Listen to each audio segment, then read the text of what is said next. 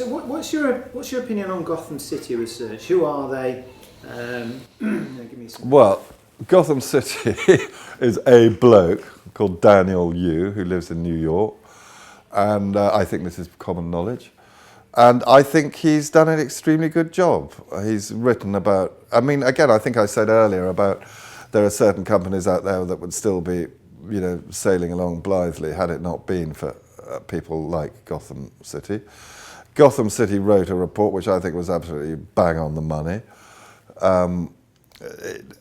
rightly questioning Quindell's accounts, practices, ethics, and good luck to him. If he's wrong, he's wrong. Now, I know that some people say he was sued and he lost. Gotham City was sued and for libel, and Quindell won the case.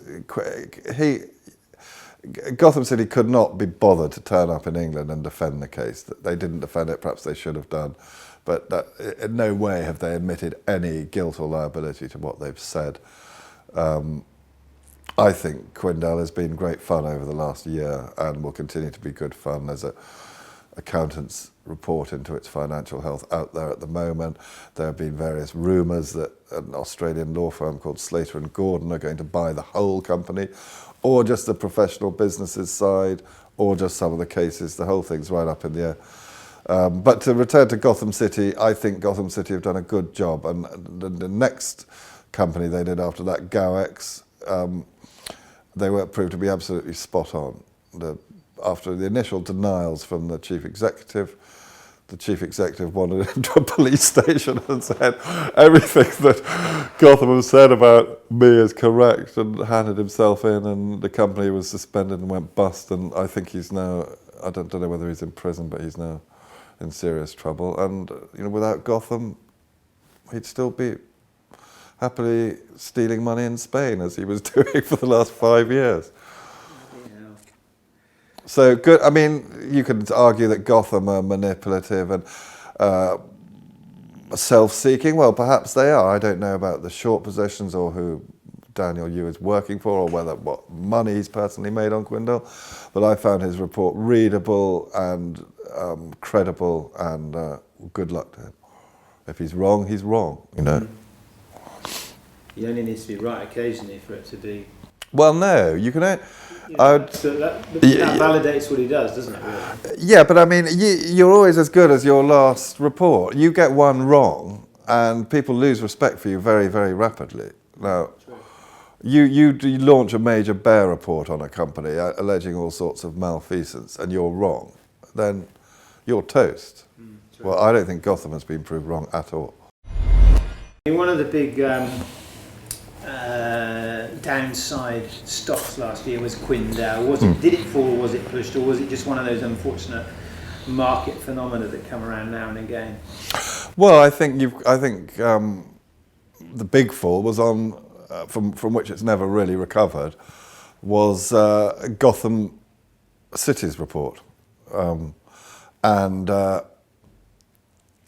that was the main driver, and then people beginning to take notice of it, and having a sort of look under the hood, as they say, and realising that there's really precious little to Quindell. The Financial Times have led a very good series called What is Quindell, of which Dan McCrum, who writes very well and pertinently on the subject, has written a series of articles. He's obviously fairly sort of mystified by Quindell. So I think it's scrutiny. Nobody really knew what Quindell did. Gotham pointed it out. Suddenly everyone started looking at it. And the share price has come down a lot. Although I'd have to say the share price, I know this to a fact because I'm short of them, has performed, I'm short of them from last year, but even so the share price has quadrupled this year. So I think just about quadrupled. It's on its way back down again now. But I mean, it's actually, having been the worst performing share in 2014, it's probably the best performing share in 2015.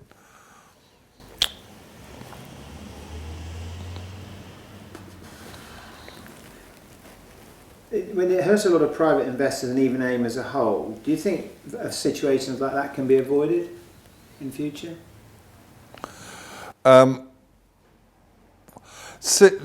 No, but the problem is that AIM is totally unregulated.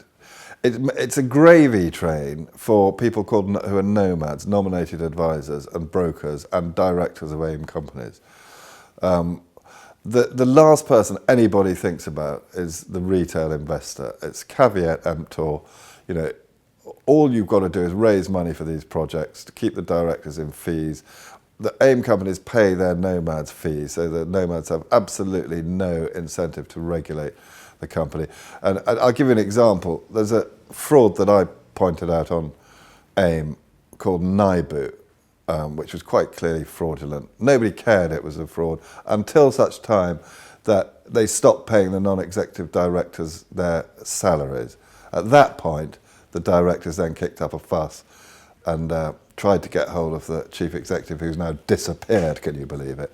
He's alleged actually now, according to Tom Winifred, he's allegedly languishing in a prison somewhere near Beijing. And the company would still be probably quoted if it's not that the directors don't get the non-executive English directors who are being paid 20, 30, 40, sometimes north of that grand a year to be protecting as non-executives the interests of the shareholders. It's not till they don't get their monthly paycheck that they kick up a fuss. Otherwise, the default position of all these people is to do absolutely nothing.